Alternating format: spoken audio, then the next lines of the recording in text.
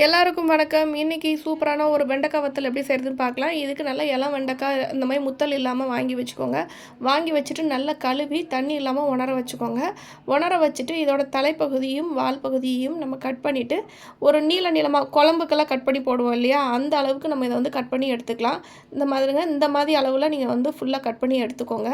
எல்லா வெண்டைக்காவுமே அந்த மாதிரி கட் பண்ணலாம். கட் பண்ணிவிட்டு பார்க்கலாம்.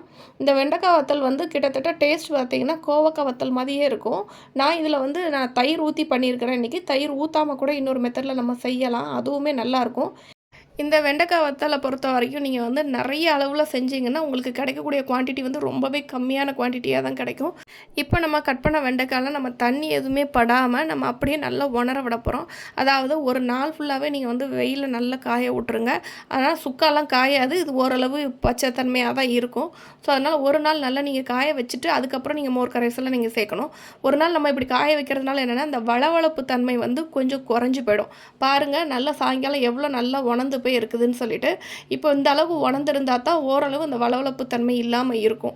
அதுக்காண்டி தான் இப்போ வந்து ஒரு மோர் கரைசலில் வந்து கொஞ்சமாக வந்து உப்பை போட்டு நல்லா கிண்டி வச்சுருங்க. வெறும் மோர் தாங்க, தயிர் இல்லை, வெறும் மோர் தண்ணியாக கலக்கி வச்சுட்டு அதில் தேவையான அளவு உப்பை போட்டுட்டு இப்போ நம்ம உணர வச்சு எடுத்து வச்சுருக்கோம் இல்லையா, அந்த வெண்டைக்காவை வந்து இதை ஃபுல்லாக இதில் வந்து போட்டு வச்சுருங்க.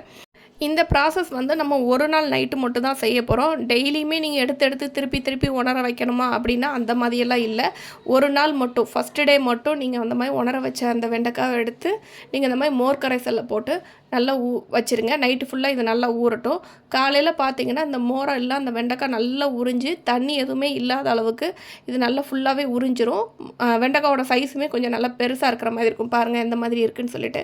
இப்போ இதை அப்படியே எடுத்து திருப்பியும் தட்டில் போட்டு நீங்கள் ஈவனாக எல்லா பக்கமும் ஸ்ப்ரெட் பண்ணுற மாதிரி ஸ்ப்ரெட் பண்ணிவிட்டு நல்லா வெயிலில் காய வச்சுருங்க. இது நல்லா வெயிலில் காய வச்சிங்கன்னா இன்றைக்கி ஈவினிங்கே வந்து உங்களுக்கு பார்க்கும்போது இந்த மோர் வந்து எல்லாமே காஞ்சு கொஞ்சம் ஈரம் இல்லாத அளவுக்கு இருக்கும். இதை அப்படியே இன்னொரு 2 நாள் நீங்கள் நல்லா காய வச்சிங்கன்னா இந்த அளவுக்கு நல்லா சுக்காக காஞ்சிருங்க. இதுக்கப்புறமா நீங்கள் ஃப்ரை பண்ணி சாப்பிட்ற வேண்டியதான். நல்லா ஆயில் சூடு பண்ணிவிட்டு அதில் போட்டு எடுத்து சாப்பிட்டு பார்த்தீங்கன்னா சூப்பரான வெண்டைக்காய் வத்தல் ரெடிங்க. மறக்காமல் நீங்களும் ட்ரை பண்ணி பாருங்கள். பிடிச்சிருந்தா சப்ஸ்கிரைப் பண்ணுங்கள். தேங்க்ஸ் ஃபார் வாட்சிங்.